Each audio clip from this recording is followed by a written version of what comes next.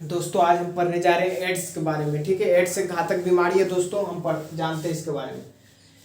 संक्रमण होने और एड्स के लक्षण प्रकट होने के बीच हमेशा अंतराल होता है। मतलब कि किसी किसी व्यक्ति को 1 महीने में भी पता चल जाता है कि हमें एड्स हुआ है, लेकिन किसी व्यक्ति को 5 से 10 ईयर्स लग जाते हैं एड्स बीमारी के पता होने में। ठीक है, यह अभी कुछ महीने का भी हो सकता है या 5 से 10 साल का भी हो सकता है। ठीक है, ये फर्स्ट विषाणु मतलब रेट्रोवायरस, ठीक है दोस्तों, रेट्रोवायरस से विषाणु आरएनए में जाता है। ठीक है, आरएनए से फिर डीएनए में जाता है, डीएनए से आरएनए में नए विषाणु यहाँ से क्या होते हैं दोस्तों, उत्पन्न होने लगता है। मतलब कि एक से अधिक विषाणु क्या होता है, बनने लगता है हमारे बॉडी के अंदर। ठीक है, अगर हमारे बाहर है, अगर कीटाणु है, वायरस है, तो वो क्या होता है, मानिए तो मृत समाज हमारे शरीर में वो प्रवेश करता है, तो वो क्या करता है दोस्तों, वो मल्टीपल टाइम्स इंक्रीज होने लगता है हमारे बॉडी के अंदर। ठीक है, अगर डीएनए से आरएनए बन रहा है तो हम ट्रांसक्रिप्टेड कहते हैं उसको, आरएनए से डीएनए बनेगा तो रिवर्स ट्रांसक्रिप्टेड कहेंगे। ठीक है दोस्तों, ये टी सेल्स होता है। ठीक है दोस्तों,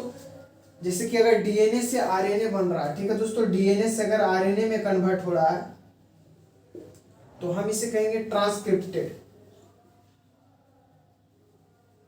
अगर आरएनए से डीएनए में जाएगा दोस्तों तो हम इसे क्या कहेंगे, रिवर्स ट्रांसक्रिप्टेड। ठीक है दोस्तों, तो इस तरीके से हम कह सकते हैं कि ये प्रक्रिया है। ठीक है दोस्तों, सबसे पहले रेट्रोवायरस होता है, उसके बाद क्या होता है दोस्तों, ये हमारा क्या है, प्रोटीन कोट है, इसके अंदर आरएनए है। ठीक है दोस्तों, तो क्या होता है यहाँ पर दोस्तों, ये रेट्रोवायरस से आरएनए में प्रवेश होता है। ठीक है दोस्तों, ये आरएनए फिर डीएनए में जाता है, उसके बाद फिर क्या होता है दोस्तों, आरएनए से क्या करता है, इसको हम एचआईवी फैक्ट्री भी कहते हैं, एक से अधिक क्या करता है दोस्तों, मल्टीपल टाइम्स ये इंक्रीज होने लगता है। ठीक है, वायरस इस तरीके से क्या करता है, बढ़ने लगता है हमारे बॉडी के अंदर। राइट दोस्तों, तो इसका स्क्रीनशॉट ले ले, फिर मैं आगे पढ़ाता हूँ। ठीक है दोस्तों, इसका स्क्रीनशॉट ले ले आप। ठीक है दोस्तों, अब हम डायग्राम से समझते हैं। ठीक है, सबसे पहले जो है एचआईवी इंटर्स क्या करता है हमारे बॉडी में। ठीक है, उसके बाद क्या था दोस्तों, 2 macrophages act as HIV factory. ठीक है, एचआईवी फैक्ट्री एकदम की तरह ये बिहेव करने लगता है। फिर RNA replicates in presence of reverse transcripted to from viral DNA. ठीक है, ये प्रेजेंस होता है, फिर इसको हम क्या कहते हैं, रिवर्स ट्रांसक्रिप्टेड। फिर viral DNA corporates into host, फिर डीएनए में प्रवेश कर जाता है, फिर इन्फेक्टेड सेल प्रोड्यूस वायरल, फिर क्या करता है, ये अपनी संख्या को इंक्रीज करने लगता है। ठीक है, फिर HIV इंटर्स into helper T cells, ये क्या करता है, फिर टी सेल्स में इंटर कर जाता है। जब टी सेल्स में ये इंटर कर जाएगा तो ये क्या करेगा दोस्तों, replicates and produce progressive viruses, ये वायरस को क्या करता है दोस्तों, इंक्रीज करने लगता है। टी सेल्स क्या होता है हमारा, फिर अटैक करने लगता है टी सेल्स पर। ठीक है, तो टी सेल्स पर जब ये अटैक करेगा तो हमारा टी सेल्स क्या होता है, डिक्रीज होने लगता है। ठीक है, जब टी सेल्स डिक्रीज होगा तो हमारी इम्यूनिटी क्या होगी दोस्तों, कमजोर हो जाएगी। ठीक है, तो ये पूरा डायग्राम का प्रक्रिया है। तो सबसे पहले क्या हुआ दोस्तों, एचआईवी में गया, उसके बाद हमारे बॉडी में इंटर किया, उसके बाद ये आरएनए बनाया, फिर डीएनए में, फिर इसकी संख्या बढ़ने लगी। जब इसकी संख्या बढ़ने लगी तो ये क्या क्या इंटर कर दिया टी सेल में, और टी सेल को ये अटैक करने लगा, तो हमारा सेल की जो टी सेल था वो डिक्रीज करने लगा और हमारी जो इम्यूनिटी है वो वीक होने लग गई। तो ये क्या होता है, पूरी प्रक्रिया होती है हमारे एचआईवी का। ठीक है, तो ये पूरा डायग्राम है। ठीक है दोस्तों, तो एचआईवी में क्या हुआ दोस्तों, ये पहले 2 macrophages act as HIV factory. ठीक है, माइक्रोफेज में गया, एक्ट करने लगा, फिर RNA replicates in presence of reverse, फिर उसके बाद वायरल डीएनए में गया, फिर इन्फेक्ट करने लगा वायरल पार्टिकल्स को। ठीक है, एक से अधिक वायरल पार्टिकल्स को प्रोड्यूस करने लगा, फिर एचआईवी में इंटर कर गया, तो ये टी सेल्स में जब इंटर कर गया तो ये लिम्फोसाइट्स का करने लगा, फिर replicates and produce progressive viruses. ठीक है, उसके बाद क्या क्या हमारे टीएस सेल को अटैक करने लगा, फिर टी सेल्स क्या हुआ, डिक्रीज होने लगा। जब टी सेल डिक्रीज होगा तो हमारी जो इम्यूनिटी है क्या हुआ दोस्तों, वीक होने लग गया। तो ये पूरी प्रक्रिया थी डायग्राम से। ठीक है दोस्तों, तो इसको क्या करें, आप इसका चाहे तो स्क्रीनशॉट ले सकते हैं, फिर मैं आगे बढ़ता हूँ। ठीक है दोस्तों, अब हम देखते हैं एड्स की और कौन कौन सा कारण है जिसके कारण एड्स की बीमारी होती है। ठीक है दोस्तों, बार बार बुखार आना, ये भी एड्स का एक मुख्य कारण है। दस्त आना या वजन घटना।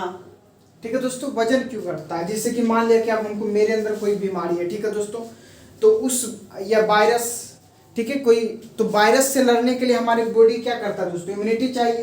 तो हमारा जो इम्यूनिटी है अधिक टाइम क्या करता है, वायरस से लड़ने में ही खपत हो जाता है। तो हमारा शरीर क्या होता है, कमजोर महसूस होता है। जब हम बीमार पड़ते हैं तो कमजोर क्यों महसूस करते हैं दोस्तों, क्योंकि जो हमारा जो इम्यूनिटी सिस्टम है वो क्या करता है दोस्तों, हमारी बीमारियों से लड़ने में क्या करता है, ज़्यादा ताकत लगाता है, जिसके कारण हमें जो है उतनी एनर्जी नहीं मिल पाती। हमारी एनर्जी क्या करता है, हमारी बीमारियों से लड़ने में ज़्यादा खपत हो जाती है, जिसके कारण हम क्या होते हैं, वजन हमारा क्या होता है, कह सकते हैं कि बीमार पड़ने से वजन धीरे धीरे क्या होता है, घटता है। तो ये भी मुख्य कारण है, बार बार बुखार आना, दस्त आना, वजन घटना, ये सब क्या है, एड्स का मुख्य कारण है। ठीक है दोस्तों। सहायता टी लाश गुना संख्या में गिरावट के कारण व्यक्ति जीवाणु माइक्रोबैक्टीरिया से भी क्या होता है दोस्तों, अलग अलग प्रकार के बैक्टीरिया इससे क्या होता है दोस्तों, एंटी रिवाइटल से भी क्या करता है, बचा जा सकता है। एड्स का उपचार आंशिक रूप से प्रभावी, मतलब कि एड्स का उपचार ही नहीं दोस्तों, हम इससे क्या करते हैं, बच के ही एड्स से बचा जा सकता है। मतलब कि परहेज करके ही हम क्या कर सकते हैं दोस्तों, एड्स से बचा जा सकता है। लेकिन एड्स का कोई मतलब कि इलाज नहीं है। ठीक है दोस्तों। एड्स होगा तो इसकी अवधि को क्या कर सकता है, बढ़ाया जा सकता है। मतलब कि 1 साल 2 साल जीवित आयु को बढ़ाया जा सकता है, लेकिन इससे बचा नहीं जा सकता। इसका कोई इलाज नहीं है दोस्तों, हम परहेज से क्या कर सकते हैं, बच सकते हैं। ठीक है। एड्स की रोकथाम, एड्स की ठीक नहीं किया जा सकता, इसलिए इसकी रोकथाम ही उत्तम उपाय है। एड्स को रोका नहीं जा सकता, ये ऐसा बीमारी है दोस्तों, इसे रोका नहीं जा सकता। इसका उत्तम उपाय क्या है, इससे बचा जा सके, तभी हम क्या हो सकते हैं, एड्स से सुरक्षित रह सकते हैं। अब जैसे कि दोस्तों की मान लिया कि ब्लड बैंक है, ठीक है, ब्लड बैंक को इसका ध्यान देना चाहिए। जिस व्यक्ति को ब्लड चाहिए या ब्लड जिससे ले रहा है उसको कोई पहले से बीमारी नहीं होना चाहिए, एड्स नहीं हो या फिर अन्य प्रकार की बीमारियां नहीं होना चाहिए, नहीं तो उससे भी क्या होता है दोस्तों, एड्स नामक बीमारी फैलती है सिर्फ, और बीमारी भी फैल सकती है। ठीक है दोस्तों। तो हमें ये चाहिए कि जब जिस व्यक्ति को कोई बीमारी हो उससे हमें ब्लड बैंक को चाहिए कि वो ब्लड ना ले उससे। ठीक है, मरीज को भी चाहिए और देने वाले को भी चाहिए कि हम जिसको बीमारी पहले से है उससे हम ना लें। जैसे कि माँ से बच्चों में फैल जाता है दोस्तों तो अधिक, ठीक है, माँ से क्या होता है दोस्तों, बच्चों में फैल जाता है, तो उससे भी क्या होता है दोस्तों, एड्स होने की संभावना है। जैसे कि मान लिया दोस्तों कि सुई लेने जाते हैं, अगर उसी सिरिंज से दूसरे व्यक्ति को भी सुई दे दिया जाता है तो उससे भी क्या होता है, संक्रमण होने की ज़्यादा संभावना है, उससे भी एड्स बीमारी फैल सकता है। तो जो सिरिंज अगर नया हो उसी समय देख कर लिया जाए कि जो सिरिंज दे रहा है, 2 रुपया बचाने के चक्कर में क्या होता है दोस्तों, उसी सिरिंज से दे दिया जाता है, जिससे उससे भी एड्स फैल जाता है। तो इसलिए चाहिए कि जब भी हो तो नया सिरिंज से क्या लिया जाए, ठीक है दोस्तों, सुई, इससे भी बचा जा सकता है। या फिर हमें लोगों को क्या करना पड़ेगा दोस्तों, शिक्षित करना पड़ेगा, जागरूकता फैलानी पड़ेगी इसके एड्स के, कि एड्स से कैसे बचा जा सकता है। इसके लिए हमारे देश में बहुत सारे संगठन है जो काम कर रहे हैं, जैसे राष्ट्रीय एड्स नियंत्रण संगठन है दोस्तों, ठीक है, एड्स कंट्रोल ऑर्गेनाइजेशन है, ये सब संस्था जो सरकारी संगठन है जो एड्स के लिए काम करती है, एड्स के बारे में शिक्षा प्रदान करती है। जैसे कि ये एक सिर्फ एड्स जो है दोस्तों वो मल्टीपल सेक्सुअल रिलेशन बनाने से ही एड्स की बीमारी नहीं होता है, ये बहुत सारी चीज़ों से भी हमें एड्स की बीमारी क्या होती है दोस्तों, हो जाता है। जैसे कि ब्लड से भी मैंने आपको बताया कि अगर किसी को बीमारी है, अगर उस ब्लड को दूसरे ब्लड्स में अगर दूसरे लोगों में चढ़ा दिया जाएगा उससे भी बीमारी फैल सकता है। या फिर जो सिरिंज जो होता है दोस्तों 2 रुपया बचाने के लिए उसी सिरिंज से दूसरे को सुई दे दिया जाता है, उससे भी एड्स की बीमारी हो सकती है। तो ये सब कारण है जिससे एड्स की बीमारी हो जाती है। ठीक है दोस्तों। जो हमारे जो सरकारी संगठन है दोस्तों, जैसे कि एड्स कंट्रोल ऑर्गेनाइजेशन है, ये सब क्या करता है दोस्तों, राष्ट्रीय एड्स नियंत्रण संगठन है, ये सब क्या करता है दोस्तों, एड्स के बारे में, मतलब कि एड्स के बारे में क्या करता है दोस्तों, शिक्षा प्रदान करता है, बताता है कि इससे कैसे बचा जा सकता है। इसका इलाज नहीं है दोस्तों, ठीक है, तो इससे बचकर ही हम अपने आप को परहेज करके ही क्या कर सकते हैं, एड्स नामक बीमारी या कैंसर से बचा जा सकता है। तो ये क्या करते हैं दोस्तों, कंडोम का मुफ्त वितरण करते हैं जिससे इससे रोग से बचा जा सके। ठीक है दोस्तों। तो ये सब कारण है।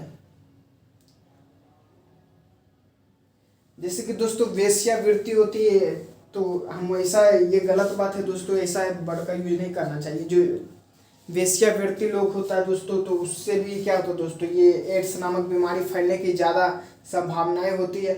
तो ये सब से हम क्या कर सकते हैं, बच सकते हैं। ठीक है दोस्तों। तो हम क्या करते हैं दोस्तों, लोगों को जागरूक करके शिक्षित करके हम इससे क्या कर सकते हैं, बच सकते हैं। ठीक है दोस्तों, तो आज के लिए इतना ही दोस्तों, फिर मिलते हैं आपको नेक्स्ट वीडियो में। नेक्स्ट क्लास में मैं आपको कैंसर के बारे में पढ़ाऊंगा। ठीक है, आज के लिए इतना ही रखते हैं। ये था एड्स के बारे में। ठीक है दोस्तों, हमारे वीडियो को लाइक करें, शेयर करें, सब्सक्राइब करें। धन्यवाद दोस्तों।